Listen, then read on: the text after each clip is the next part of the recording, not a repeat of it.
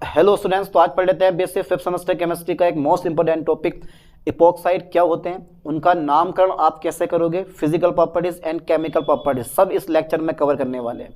Unit 7 है chemistry of ethers and epoxide. इसके बाद पढ़ेंगे यूनिट 8। तो इस यूनिट के मोस्ट इंपोर्टेंट टॉपिक पढ़ रहे हैं क्योंकि आपके पास टाइम इतना बचा नहीं है कि आप पर टॉपिक पढ़ो, बस मोस्ट टॉपिक पढ़ो और उसके बाद शुरू करते हैं सेकेंड बुक। चलो साहब मैं डाल देता हूँ हेडिंग, इपोक्साइड क्या होते हैं। लो साहब, चलो मैंने डाल दिया हेडिंग भाई, इपोक्साइड क्या होते हैं। एक मोस्ट इंपोर्टेंट टॉपिक है भाई, इसलिए पढ़ना पड़ रहा है इसको। तो सबसे पहले याद कर लो पहला पॉइंट कि ये साइक्लिक ईथर होते हैं। साइक्लिक ईथर होते हैं, याद हो गया, साइक्लिक ईथर होते हैं और जो इनके अणु का आकार होता है वो एक समबाहु त्रिभुज जैसा होता है, जिसकी वजह से इसमें स्ट्रेन उत्पन्न होता है, यानी कि तनाव ज्यादा होता है। ईथर से ज्यादा तनाव इसके अंदर इपोक्साइड के अंदर होता है। बड़ी खासियत बात है। लाइन पे ध्यान दो, देखो सी सिंगल बॉन्ड सी, मेरे पास single bond O, single bond O, ये मेरे पास एच, ये मेरे पास एच, ये मेरे पास एच, ये मेरे पास एच। कैसे दिखाई दे रहा है? ये एक समबाहु त्रिभुज के समान होता है। ठीक है, ये वाला इथरल बॉन्ड है, ये वाला मेरे पास क्या है? इथरल बॉन्ड है। क्या वो कौन सा बॉन्ड है? इथरल बॉन्ड है। और जो इथरल बॉन्ड होता है वो भैया 3 मेंबर रिंग का एक सदस्य होता है। 1 2 3 3 मेंबर होते हैं। इसका क्या है हमारे पास? इथरल बॉन्ड सदस्य होता है। तो भैया पहला पॉइंट याद करो कि ये इथर ही, इपोक्साइड इथर ही होते हैं, पर कौन से? साइक्लिक इथर होते हैं। पहला लाइन, इनकी पहली लाइन क्या है मेरे पास?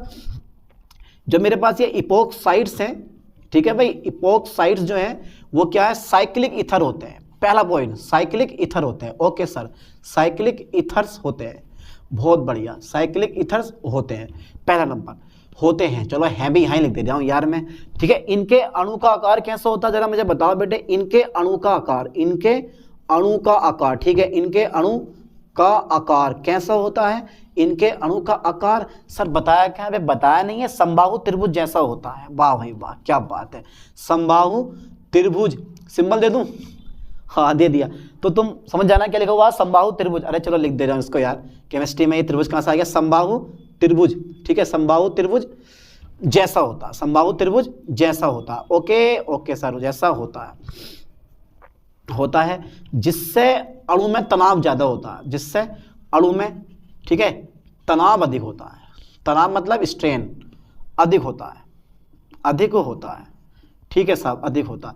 अच्छा एक लाइन और रह गई जो मैंने बोली थी। मैंने क्या बोली थी? मैंने बोली थी कि जो इथरल बॉन्ड होता है, कौन सा बॉन्ड होता है बेटे? इथरल बॉन्ड जो होता है वो 3 मेंबर रिंग का एक सदस्य होता है। इसको भी याद कर लो। कौन सा बॉन्ड? Ethereal bond. ठीक है भाई, इथरल बॉन्ड। ठीक है, इथरल जो बॉन्ड आता है, इथरल बॉन्ड, ठीक है, इथरल बॉन्ड जो होता है वो 3 मेंबर्ड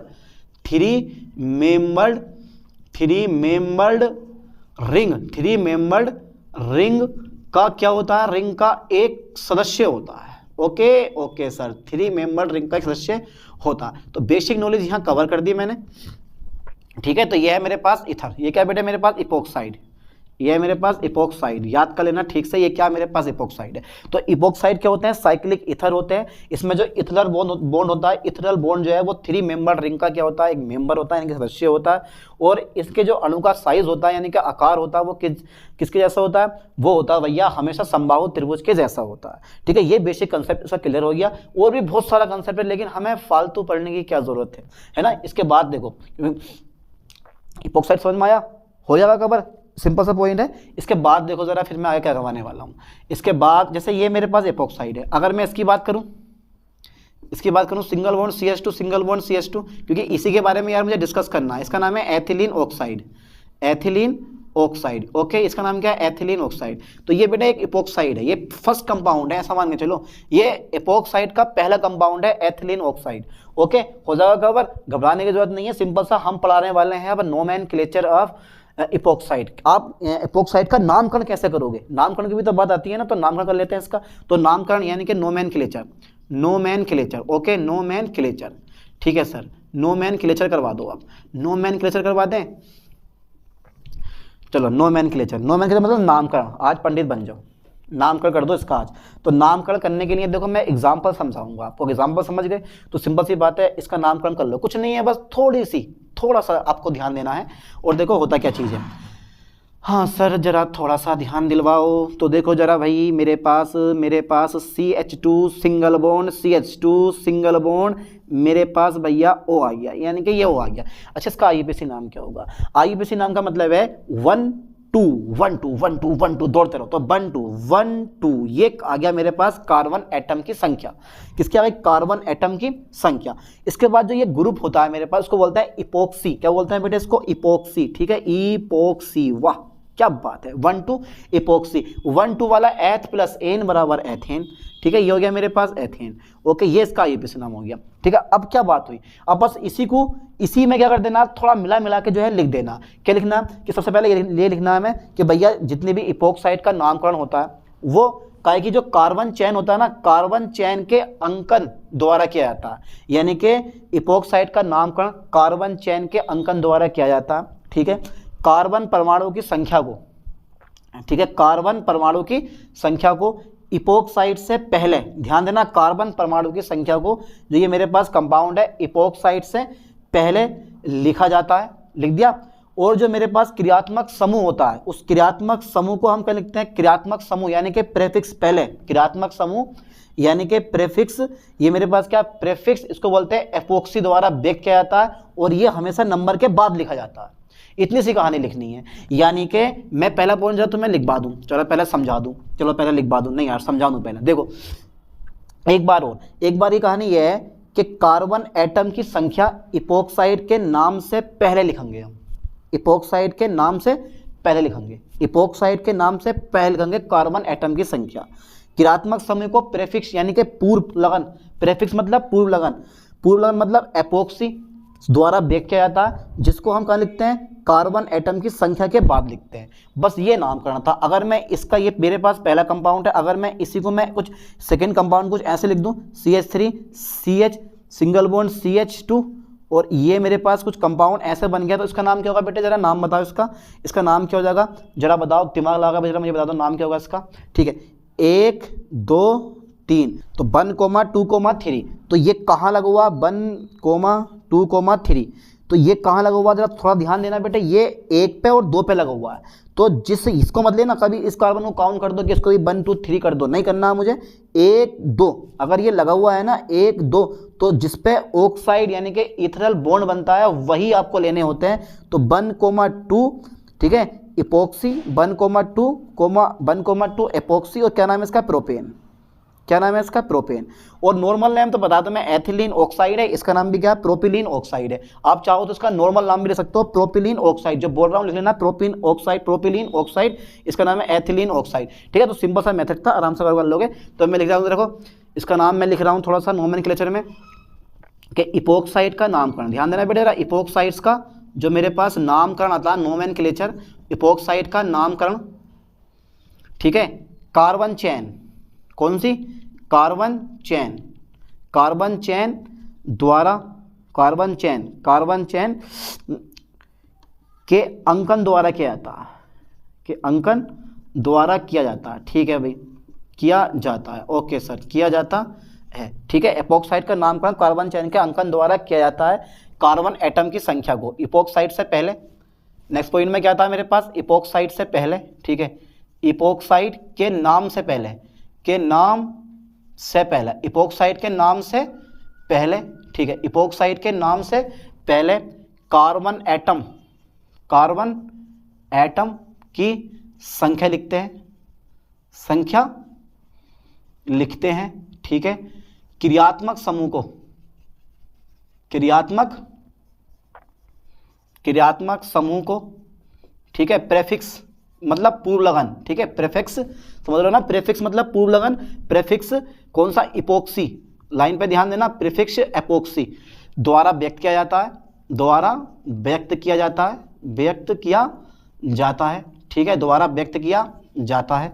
ठीक है, चलो साहब, द्वारा व्यक्त किया जाता है। इसके बाद बताओ जरा मुझे थोड़ा सा यार, कार्बन एटम की संख्या लिखते हैं, क्रियात्मक समूह को प्रीफिक्स एपोक्सी द्वारा व्यक्त किया जाता है। चलो साहब, ये तो माता तो रहेगी ना मेरे। ठीक है, इसके बाद देखो, जिसे कार्बन एटम, जिसे कार्बन एटम की संख्या के बाद लिखते हैं, कार्बन एटम की संख्या के बाद लिखते हैं, जैसे कार्बन एटम की संख्या के बाद लिखते हैं। ओके, ये नामकरण हो गया। तो कार्बन चेन के अंकन द्वारा किया जाता है, एपोक्साइड के नाम से पहले कार्बन एटम की संख्या लिखी जाती है, क्रियात्मक समूह को एपोक्सी द्वारा, क्रियात्मक समूह को प्रेफिक्स एपोक्सी द्वारा व्यक्त किया जाता है, जिसका हम क्या लिखते हैं, कार्बन एटम की संख्या के बाद लिखते हैं। और कार्बन एटम की वही संख्या आएगी जिसपे ऑक्साइड रिंग लगी होगी, जिस पे एपोक्साइड लगा होगा यानी कि ऑक्सीजन लगा होगा। बाकी आपको ये मत लिख देना कभी यहाँ 3 कर दो।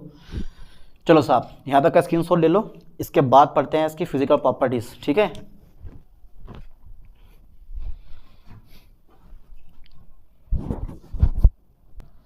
तो अब पढ़ लेते हैं physical properties of ethylene oxide, और इसके अलावा किसी भी अदर एपोक्साइड की हम कोई फिजिकल प्रॉपर्टीज नहीं पढ़ेंगे, है ना। तो डाल देता हूँ मैं physical properties of epoxide, physical properties of epoxide, properties of epoxide.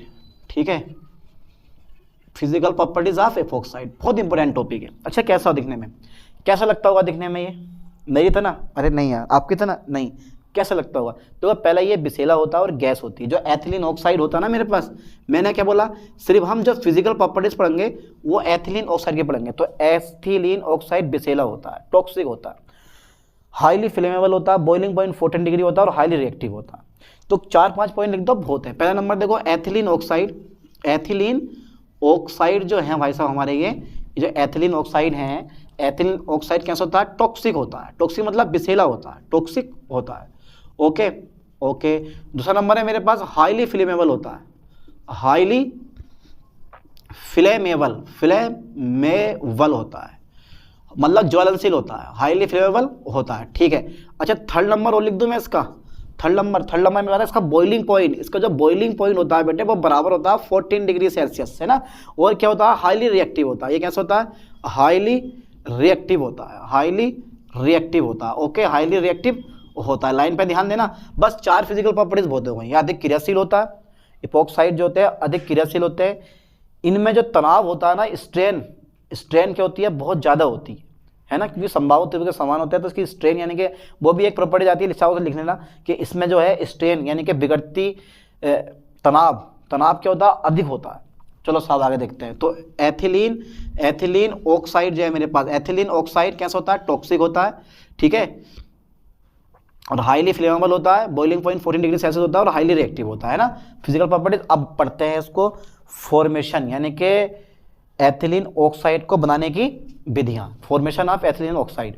पहले जरा इसका स्क्रीनशॉट ले लो क्योंकि मैं इसको यूज करने वाला हूँ, फटाफट तेजी से। ओके सर, ले लिया होगा आप लोगों ने स्क्रीनशॉट, या ना लो भैया, ले लेना। ठीक है, तो डाल दो जरा heading, preparation of, method of preparation. ठीक है, method, okay sir, method of preparation, method of preparation of epoxide. देखते हैं यार कौन कौन से बनते हैं। पहला नंबर लेता हूं मैं, ऑक्सीडेशन वाई यानी कि वाई ऑक्सीडेशन ऑफ एथिलीन। जब भी आप एथिलीन का ऑक्सीकरण करोगे, जब भी आप एथिलीन का ऑक्सीडेशन करोगे तो ऑक्सीडेशन में हमेशा ऑक्सीजन का योग होगा। अब जब एथिलीन का ऑक्सीडेशन कर रहे हो आप सिल्वर मेटल की उपस्थिति में, जो कि सिल्वर कैटेलाइज्ड होता है, तो सिंपल सी बात है वहां पे क्या बन जाएगा मेरे पास, एथिलीन ऑक्साइड बन जाएगा। ना माना तो आप बना के देख लो, बना के देखें एक बार। ठीक है, यानी कि वाया ऑक्सीडेशन, ध्यान देना है, वाया ऑक्सीडेशन ऑफ एथिलीन। ठीक है, यानी कि वाया ऑक्सीडेशन ऑफ एथिलीन के ऑक्सीकरण द्वारा। चलो थ्योरी में लिखवा दूंगा, मन कर लिया तो आप खुद लिख लेना। ये है मेरे पास एथिलीन, ठीक है, प्लस ऑक्सीजन O2 के साथ और भैया सिल्वर धातु की उपस्थिति में। ध्यान देना लाइन में बेटे, सिल्वर धातु की उपस्थिति में 250 डिग्री सेल्सियस ताप में जब मैं इसको हीट करूंगा तो मेरे पास क्या बन जाएगा, एथिलीन ऑक्साइड। बेटा क्या बन गया ये, एथिलीन ऑक्साइड। क्या नाम है इसका, एथिलीन ऑक्साइड। ओके, इसका नाम है एथिलीन ऑक्साइड। लाइन पे फोकस करो, क्या नाम है इसका, एथिलीन ऑक्साइड। क्या पढ़ रहे हैं हम, बनाने की विधियां, किसको, एपोक्साइड को। बन गया। अब चाहो तो लिख सकते हो थोड़ी बहुत थ्योरी कि भैया एथिलीन को, किसको, एथिलीन का ऑक्सीडेशन, ठीक है, सिल्वर कैटेलाइज्ड की उपस्थिति में करने पर, क्या बनता है हमारा, करने पर भैया एथिलीन ऑक्साइड बनता है, एथिलीन ऑक्साइड बनता है ना, ऑक्साइड बनता। तो थ्योरी बड़ी इजी है, आराम से आप कर सकते हो यार। इतनी इजी थ्योरी आप लोग नहीं कर पा रहे हो तो फिर क्या करोगे, एक बात बताओ। सेकंड नंबर लेता हूं मैं, सही है साहब, सेकंड नंबर लेता हूं, oxidation of ethylene, oxidation of ethylene via पर एसिटिक एसिड का नाम सुना आपने, पर एसिटिक एसिड। तो ऑक्सीडेशन ऑफ एथिलीन, ठीक है साहब, ऑक्सीडेशन ऑफ एथिलीन बाय पर एसिटिक एसिड, बाय पर एसिटिक एसिड, बाय पर एसिटिक एसिड। अच्छा बेटे थ्योरी लिख लोगे आप, रिएक्शन में लिखवा दो इसकी। अरे बड़ा इजी है, देखो एथिलीन पकड़ लो आप, एथिलीन का तो नाम सुना है आपने, इनने तहलका मचा रखा है सब चैप्टरों में। एथिलीन प्लस पर एसिटिक एसिड का फॉर्मूला क्या होता है यार, जरा मुझे बताइए क्या होता है पर एसिटिक एसिड का फॉर्मूला। हाँ सर, CH3COOH, CH3COOH। अब सोच रहे हो यार इसमें एक ऑक्सीजन फालतू आ गया है ना, एक तो 2 ऑक्सीजन थे, ऊपर से क्या हो गया, एक ऑक्सीजन और फालतू आ गया। अब कितनी गलत बात हो रही है यार। अब ये ऑक्सीजन पता है क्या होगा, ये ऑक्सीजन कूद काट के इसके पास आ जाएगा। बोले यार मैं एसिटिक अम्ल हूँ और मैं एसिटिक अम्ल हूँ तो मैं पर एसिटिक अम्ल कैसे बन जाऊँ, ठीक है, इसका नाम है पर एसिटिक एसिड, ठीक है, पर एसिटिक एसिड। तो ये गया एक ओ कूद के इसके पास आएगा तो ये बन जाएगा CH2 single bond CH2 ethylene oxide, और नाम लिख लो उसका एथिलीन ऑक्साइड प्लस CH3 और COOH प्लस CH3COOH, ये क्या बन गया मेरे पास, ethylene oxide, ethylene oxide, ethylene oxide. Okay, अरे ओके तो बोल दिया करो यार, ओके तो भी नहीं बोलते बिल्कुल तुम लोग। तो ये एथिलीन मेरे पास, जब एथिलीन का ऑक्सीकरण में पर एसिटिक एसिड द्वारा करवाऊंगा तो मेरे पास क्या बनता है, एथिलीन ऑक्साइड बन जाता। देखो अगर मैं चाहूँ तो थ्योरी लिख दूँ इसकी, चलो थोड़ी बहुत लिख दे रहा हूँ मैं, तो ज़्यादा लंबी ना थ्योरी। एथीन का, या चलो यार ये लिख दे रहा हूँ मैं, एथीन का ऑक्सीडेशन, अब लिखा गया तो लिखा गया, एथीन का ऑक्सीडेशन किसके द्वारा, पर एसिटिक एसिड, ठीक है, पर एसिटिक एसिड द्वारा करने पर क्या बनता है बेटे हमारा, करने पर, ठीक है, एथिलीन ऑक्साइड बनता है, एथिलीन ऑक्साइड प्राप्त होता है। ओके, एथिलीन ऑक्साइड प्राप्त होता है, ठीक है सर, बना दी, रिएक्शन हो गया इजी, एथिलीन ऑक्साइड प्राप्त होता है। एक नंबर और ले लो, एक लास्ट नंबर, किसको, एथिलीन ऑक्साइड बनाने की विधियों में एक लास्ट नंबर और है, और वो नंबर कौन सा, वो भी हम चेक कर लेते हैं साहब। चलो साहब वो भी हम चेक कर लेते हैं। इसका भैया हाथ लिखते रहो, हाथ स्क्रीनशॉट लेते रहो, ठीक है, समय तो लगेगा पर ये बहुत महत्वपूर्ण चीज़ है, सारे नोट्स इंपॉर्टेंट है आपके लिए। ये ऐसा मान लो नोट्स हैं ये, कोई आपको बाहर के नोट्स की जरूरत है ही नहीं, क्योंकि सारे के सारे नोट्स आपको मिल रहे हैं इस चीज़ के, ठीक है। इसके बाद देखो जरा, इसके बाद मेरे पास थर्ड नंबर आता है क्लोरोहाइड्रीन द्वारा, वाई क्लोरोहाइड्रीन, ओके। तो बाई क्लोरोहाइड्रीन कोई ज़्यादा डिफिकल्ट टॉपिक नहीं है, इजी टॉपिक है समझने के लिए, बिल्कुल सिंपल वाला। देखो सबसे पहले CH2 सिंगल बॉन्ड CH2, मेरे पास Cl आ गया, मेरे पास OH आ गया, इसका नाम है क्लोरोहाइड्रीन। ओके सर, क्लोरोहाइड्रीन, क्या नाम है इसका बेटे, क्लोरोहाइड्रीन प्लस क्या करने वाला हूं मैं आज, तो भैया ये सब करके छोड़ेंगे। क्लोरोहाइड्रीन का कर दो जलक बटन, क्या कर दो बेटे, नहीं जलक बटन मत करो, KOH के साथ क्रिया करवाओ, KOH के साथ रिएक्शन करवाओ, तो मेरे पास क्या होगा, यहाँ से KCl बाहर हो जाएगा, ठीक है सर। KCl आपने बाहर कर दिया, इधर कर देना क्योंकि जगह नहीं बची इधर, तो आप KCl बाहर करो, OH और एक H, H2O बाहर कर दिया। अब तो क्या बचा, अब मेरे पास क्या बचा सर बताइए जरा मुझे, मेरे पास बचा क्या नाम है इसका, एथिलीन ऑक्साइड, एथिलीन ऑक्साइड, ठीक है, ये बन जाता है आपका। चारों तो गरम लिख दो, गरम करने पर लिख दियो यार, चलो उसको, ठीक है। तो क्लोरोहाइड्रीन को, किसको बेटे, क्लोरोहाइड्रीन को, ठीक है, KOH के साथ क्या करने पर, गर्म करने पर, क्या करने पर बेटे, गर्म करने पर क्या बनता है आपका, गर्म करने पर एथिलीन ऑक्साइड बनता है, एथिलीन ऑक्साइड बनता है, ओके, ऑक्साइड बनता है, ठीक है। ये मेरे पास मेथड ऑफ प्रिपरेशन, 3 मेथड हो गए, काफ़ी हैं। अब इनके बाद पढ़ लेते हैं इसके केमिकल प्रॉपर्टीज, ठीक है। तो यहाँ तक का स्क्रीनशॉट लें, इसके बाद देखते हैं फिर, ठीक है।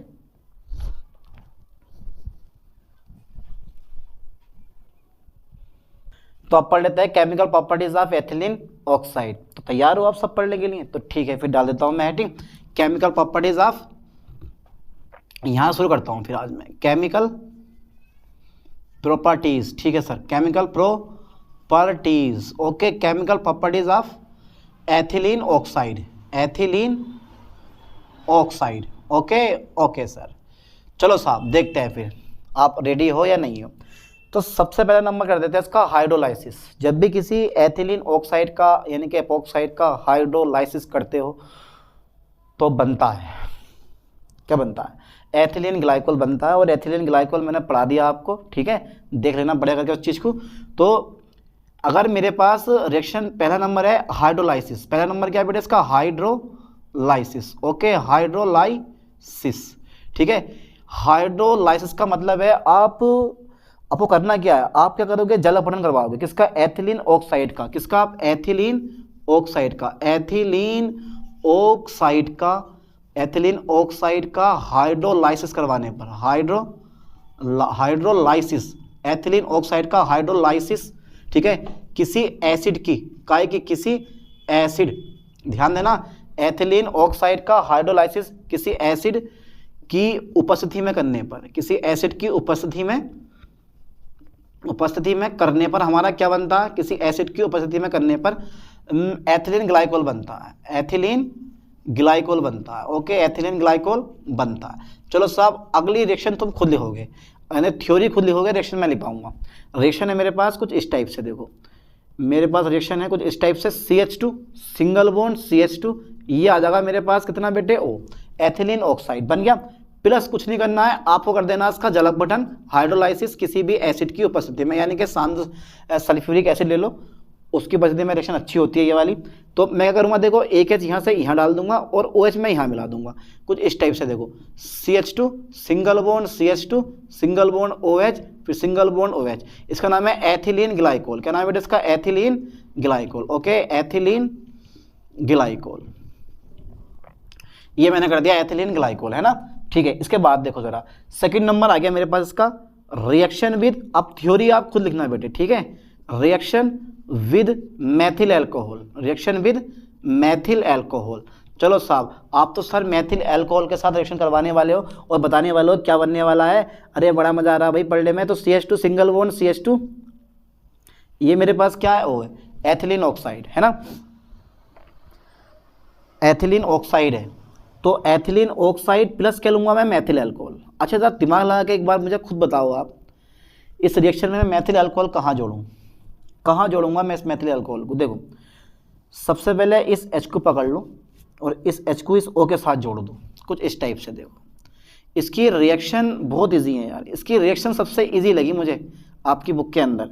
CH2, ठीक है, CH2 यानी कि और OCH3, OCH3।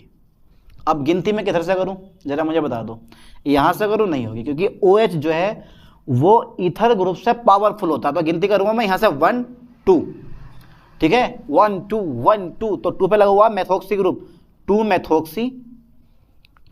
मेथोक्सी और एथेनॉल, एथेनॉल, ठीक है, 1 2 एथेन प्लस ओल बराबर एथेनॉल, 2 मेथोक्सी एथेनॉल, क्योंकि ये ग्रुप लगा पड़ा मेथोक्सी ग्रुप, है ना, 2 मेथोक्सी एथेनॉल बन गया। थ्योरी खुद लिखे ना कि भैया जो एथिलीन, जो मेरे पास एथिलीन ऑक्साइड होता है वो मैथिल अल्कोहल के साथ क्रिया करके 2 मेथोक्सी एथेनॉल बनाता है। फटाफट से इसको लिख लो, स्क्रीनशॉट ले लो, इसके बाद मैं कर रहा हूँ इसको इरेज। ओके ओके सर, चलो साहब मैं इसको इरेज कर रहा हूँ भाई, इरेज कर दे रहा हूँ भाई इसको मैं, क्योंकि रिएक्शन बहुत है यार, बहुत रिएक्शन है भाई। तो 2 नंबर मेरे पास हो गए। तीसरा नंबर आ गया अमोनिया के साथ क्रिया, रिएक्शन विद अमोनिया। चलो साहब थर्ड नंबर मैंने लिख दे रहा हूँ reaction with ammonia, reaction with ammonia. अच्छा ये बताओ रिएक्शन विद अमोनिया, इस अमोनिया का फॉर्मूला क्या होता है भैया? चलो मैंने रिएक्शन विद अमोनिया तो ले लिया, इस अमोनिया का फॉर्मूला होता है NH3। क्या होता है? NH3 फॉर्मूला होता है। जब ये अमोनिया का फॉर्मूला NH3 है तो मैं क्या लेने वाला हूँ? CH2 सिंगल बॉन्ड CH2, ये आ गया मेरे पास एथिलीन ऑक्साइड प्लस अमोनिया पकड़ लो NH3, पकड़ लिया मैंने NH3, ठीक है। अब बनाओगे क्या?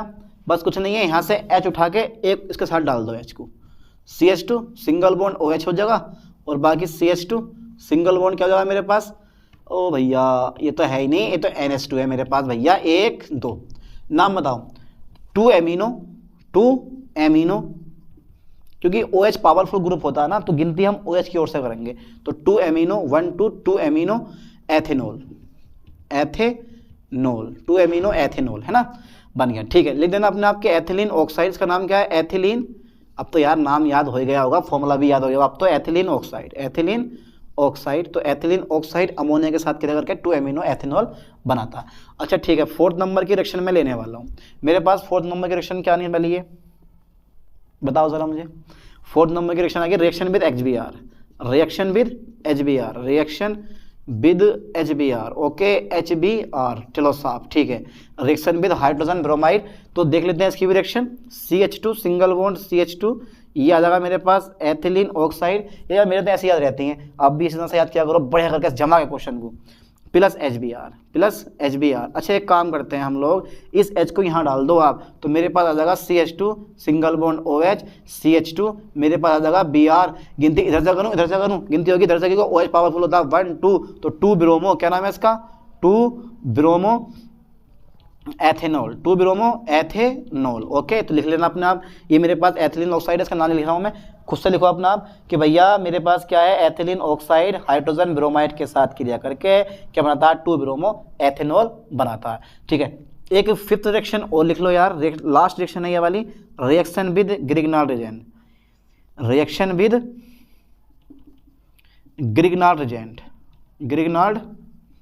रिजेंट, ठीक है।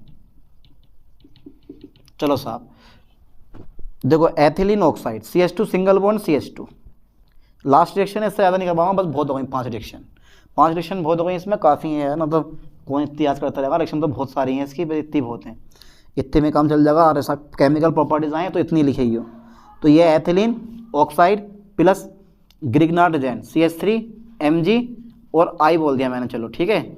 ये MgBr भी ले सकते हो, मर्जी है आपकी, ठीक है। तो मैं क्या करने वाला हूँ, इस CH3 को मैं यहाँ डाल दूंगा, ठीक है। कहाँ जोड़ूँ यार CH3 को, ये कहाँ जोड़ेगा ये मरा खुरा, चलो इधर ही जोड़ दो, ये जोड़ दो। CH3 सिंगल बॉन्ड CH2 हो गया मेरे पास, CH3 मतलब यहाँ से लाके मैंने इसको, इस CH3 को यहाँ जोड़ दिया, तो CH3 single bond CH2, CH3 single bond CH2, ठीक है। ये मेरे पास रह गया CH2, और जोड़ दो उसके साथ में, और क्या होगा इसके साथ में, और जोड़ दो CH3 CH2 CH2 O MgBr जोड़ दो, MgBr जोड़ दिया मैंने। अब भैया कर दो इसका जल अपघटन, क्या कर देंगे इसका हम अब, जल अपघटन। तो पता होना चाहिए मेरे पास प्रोडक्ट कौन सा बनेगा, तो ये तो इंटरमीडिएट कंपाउंड है। अब आपको ये पता होना चाहिए कि यहाँ से मेरे पास प्रोडक्ट बनना क्या चाहिए, ज़रा बताओ। तो मेरे पास जब मैं HOH लूँगा तो मेरे पास जो मेन प्रोडक्ट है मेरे पास वो ये बन जाएगा, CH3 सिंगल बॉन्ड CH2 और OH, O के साथ में H में, और Mg, और बीच में आ जाएगा OH, और आ जाएगा मेरे पास Br। क्या नाम है इसका, प्रोपेनॉल लिख लेना मेरे लाइन पे, तो प्रोपेनॉल, ठीक है। दिख रहा है ना, ये ना दिख रहा हो तो लिख लेना प्रोपेनॉल। क्या बन गया मेरे पास, ये प्रोपेनॉल। तो प्रोपेनॉल बन गया 1 2 3, ठीक है, प्रोपेनॉल। तो आराम से आप इस रिएक्शन भी आप लिख सकते हो, बना सकते हो। देखो ये है ग्रिग्नाल्ड रिजेंट मेथिल मैग्नीशियम ब्रोमाइड, क्या नाम है इसका, ग्रिग्नाल्ड रिजेंट। ये क्या है बेटे, ग्रिग्नाल्ड रिजेंट है ये, ठीक है, ग्रिग्नाल्ड रिजेंट। चलो साहब ये ग्रिग्नाल्ड रिजेंट है, ये है एथिलीन ऑक्साइड, ठीक है, एथिलीन ऑक्साइड। अब जब एथिलीन ऑक्साइड ग्रिग्नाल्ड रिजेंट के साथ क्रिया करता है तो मेरे पास एक इंटरमीडिएट कंपाउंड बनता है जिसका जल अपघटन करने पर प्रोपेनॉल बनता है, और मैं ये जो अपना जो प्रोडक्ट है वो बाहर हो जाता है हमारा, है ना। 5 रिएक्शन बहुत हो गई एपॉक्साइड की, इतनी रिएक्शन काफ़ी हैं। इसके बाद नेक्स्ट लेक्चर पढ़ेंगे हम जीसल मेथड, बहुत ही मोस्ट इंपॉर्टेंट है यार, इसी चैप्टर का है, और 2 लेक्चर पढ़ा गए इस चैप्टर का करते हैं DN, ठीक है। अब मिलते हैं ऐसी नई टॉपिक के साथ नई वीडियो में, थैंक्स।